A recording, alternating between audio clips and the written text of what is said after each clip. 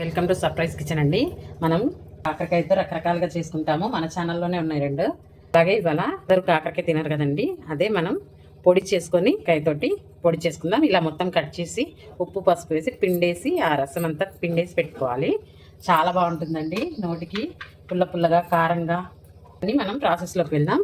కొంచెం శనగపప్పు, కొంచెం జీలకర్ర, మెంతులు, కొంచెం మినపప్పు వేసుకుని డ్రై రోస్ట్ చేసుకోవాలి. ఇంట్లో ఏ విధమైన ఆయిల్స్ వేయాల్సిన అవసరం లేదు.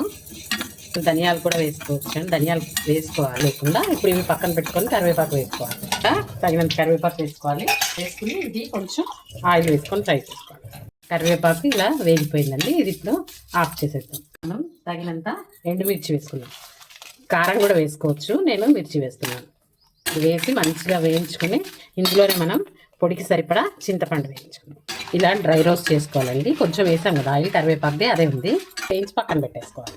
మనం చింతపండు మిర్చి పక్కన పెట్టేసుకొని ఇందులోనే ఆయిల్ వేసుకోవాలి. మనం ఇప్పుడు కాకరకాయ ముక్కలు డీప్ ఫ్రై చేసుకోవాలి. కాగింది, ఇప్పుడు మనం కావాల్సినన్ని వేసి డీప్ ఫ్రై చేసుకోవాలండి. ముక్కలు డీప్ ఫ్రై ఇలా పెట్టుకుని మంచిగా సిమ్లో పెట్టుకుని డీప్ ఫ్రై చేసుకోవాలి.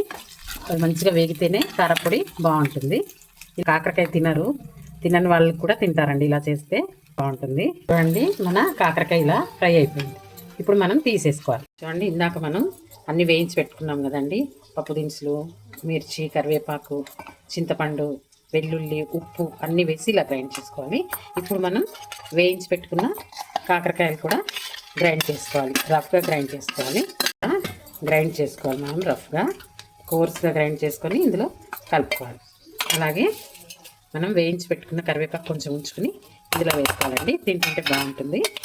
మనం పుల్ల పుల్లగా మొత్తం ఇది చేసుకొని కలుపుకోవాలండి. ఇలా మొత్తం కలుపుకొని ఒక గ్లాస్ సీసాలో భద్రపరచుకోవాలండి. మంచిగా వేడివేడి అన్నంలో కొంచెం నెయ్యి అలవాటు లేని వాళ్ళు నూనె వేసుకుని తినాలండి. చూడండి ఎంతో బాగుంటుంది. రైస్లోకి, ఇడ్లీ వాటిలో కూడా తినచ్చు, కానీ కొంతమందికి నచ్చదు. కానీ రైస్లో అయితే చాలా బాగుంటుంది. చూడండి, ఇలా మొత్తం కలుపుకుని ఈ టైంలో సాల్ట్ టేస్ట్ చేసుకుని అవసరం పడితే సాల్ట్ చూసుకోవాలి. నాకు సరిపోయిందండి. అంతేనండి, ఎంతో టేస్టీగా హెల్తీగా ఉండే గుమగుమలాడే కాకరకాయ కారం పొడి రెడీ అయిపోయిందండి. ఇలాగే మా ఛానల్ని సపోర్ట్ చేయండి. Thank you for watching. Please like, share and subscribe our channel.